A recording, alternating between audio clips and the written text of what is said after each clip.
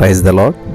ఈరోజు దేవుని వాగ్దానము, నేను మీ పక్షముననున్నాను. ఎహెజ్కేలు గ్రంథం 36వ అధ్యాయం 9వ వచనం. దేవుడు చెప్తున్నట్టు నీతోటే ఈరోజు నీతో మాట్లాడుతాను. నేనున్నాను కదా మీ పక్షాన, మీ పక్షముగా నేనున్నాను. మీ పక్షాన నేనుంటే దేవుడు మన పక్షాన ఉండగా మనకు విరోధి ఎవడు? ఏ అప్పు, ఏ అనారోగ్యం, ఏ పేదరికం, ఒంటరితనం, మానసిక ఒత్తిడి, కృంగుదల ఏదైనా సరే మనకు ఎదురుగా నిలబడగలుగుతుందా? దేవుడే మన పక్షాన ఉన్నప్పుడు మనకు ఆపోజిట్గా,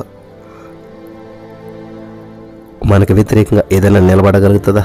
నో, ఇంపాసిబుల్. దేవుడు చెప్తున్నాడు, నేను మీకు తోడైనాను, మీ పక్షాన ఉన్నాను. నమ్ముతున్నారా? నమ్మిన వారు, దేవుడు నా పక్షాన ఉన్న, నాకు విరోధంగా ఏది వర్తిల్లదని చెప్పండి. స్తోత్రం దేవా. ఈ యొక్క వాగ్దానం విన్న వారందరూ గుర్తించి నీవు మా పక్షాన ఉన్నావని చెప్పి ప్రతి వారు విజయవస్తువుతో ముందుకెళ్ళటకు, ప్రతి సమస్యను జయించుటకు విజయం దయచేసినందుకు నీకు వందనాలు.